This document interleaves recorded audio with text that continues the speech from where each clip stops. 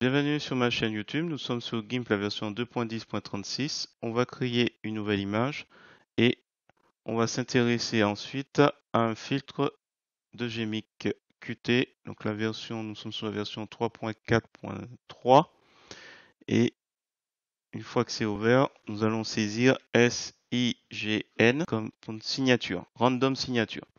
Et random signature, je réinitialise, c'est ce qu'on voit là, une génération aléatoire de signatures. Alors, le premier paramètre, seed. Ce paramètre est une génération aléatoire. Quand vous le modifiez, vous obtenez une signature complètement différente à chaque fois. C'est un peu comme si vous jetiez une graine dans un jardin.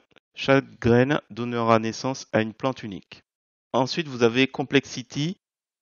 C'est un paramètre qui va contrôler le niveau de détail de la signature. Plus la valeur est élevée, plus la signature sera complexe et détaillée. Ensuite, thickness. Comme son nom l'indique, c'est l'épaisseur du trait de la signature. Une valeur élevée donnera un trait épais, tandis qu'une valeur faible donnera un trait fin. Ensuite, ces deux paramètres sont un peu plus difficiles à appréhender. Je pensais que ça allait bouger un peu la signature, l'incliner. Je pense que ça se fait, on voit une légère variation. Alors, je pense que c'est l'inclinaison des bordures des signatures. Enfin, voilà. Une valeur négative va incliner un petit peu la signature vers la droite et une valeur négative sur la gauche. Et là, on a l'impression, donc, tilt stretch, qu'il règle l'intensité de l'inclinaison. Donc là, c'est un peu moins évident ces deux paramètres à saisir, le fonctionnement.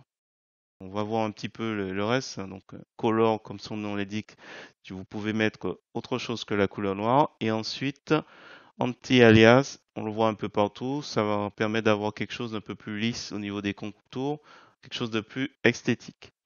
Du coup, à quoi ça va servir? Eh ben, pour moi, en ce qui me concerne, ça va servir à ajouter de fausses signatures sur des documents. Alors, parce qu'en fait, j'avais fait un public postage.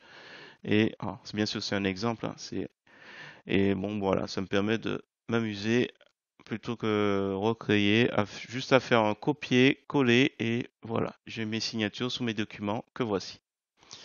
Voilà, j'espère que cette petite vidéo vous a plu. Si c'est le cas, je vous remercie de mettre un pouce vers le haut et de me laisser un commentaire. Et sur ce, je vous dis à bientôt pour d'autres tutos.